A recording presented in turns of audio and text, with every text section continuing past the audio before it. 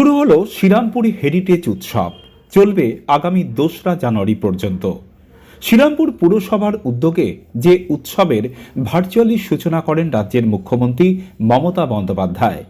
বৃহস্পতিবার সন্ধ্যায় Saint Olaf চার্চের সামনে এই উৎসবে সামিল হন বিশিষ্টরা। মূলত শ্রীরামপুরের ঐতিহ্যকে তুলে ধরার লক্ষ্যে শ্রীরামপুরের সেন্ট ওলাফ চার্চ চত্বরের পাশাপাশি সেজে উঠেছে NN রায় স্ট্রিট, NS এভিনিউ রাস্তা। শ্রীরামপুরের পুরপ্রধান গিরিধারী সাহা জানান, শ্রীরামপুরের ঐতিহ্যের স্থাপত্যগুলিকে সকলের কাছে তুলে ধরার পাশাপাশি ব্যবসায়িক ভাবনায় পুরসভার এই উদ্যোগ। পুরসভার এই উদ্যোগে খুশি চার্চ কর্তৃপক্ষ।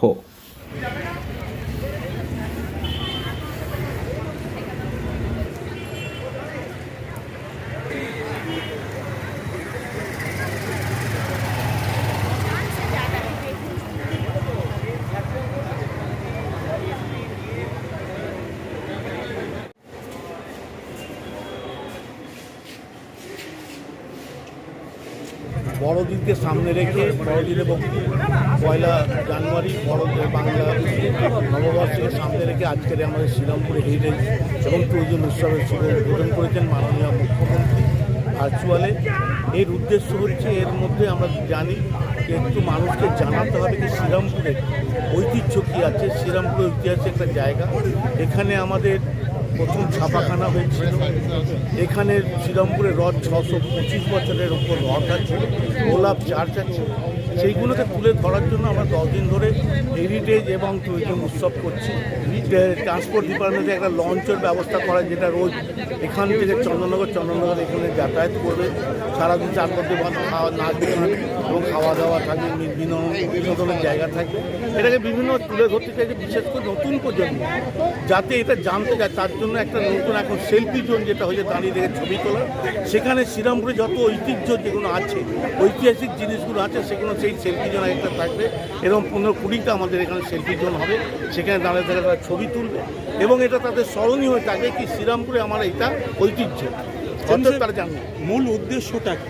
মূল উদ্দেশ্য নতুন প্রজন্মকে জানিয়ে দেওয়া শ্রীরামপুর শহরটা কি, শ্রীরামপুর শহর কি ছিল, আজকে আমরা কোথায় আছি। অর্থাৎ শ্রীরামপুরের ইতিহাসকে তাদের কাছে তুলে ধরে। একই সাথে ব্যবসারও পুরনো জায়গা আছে এখান থেকেই আজকে রোস্তারও ব্যবস্থা হয়েছিল। এখান থেকেই ব্যবসায়ী স্থান ছিল, যেটা ডেনমার্ক যারা করতো, এখানে নৌকো তাদের হতো। এগুলো প্রত্যেকটা ব্যাপারকে আজকে আমরা তুলে ধরতে চাই।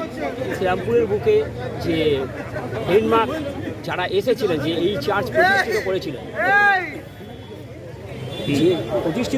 যে চার্চ আজ থেকে 200 বছর আগে, সেই ঐতিহ্যকে আমরা বাঁচিয়ে রাখার চেষ্টা করছি এবং শ্রীরামপুরের বুকে এটাকে মানে একটা ভালো একটা দিক আমরা তুলে ধরার চেষ্টা করছি।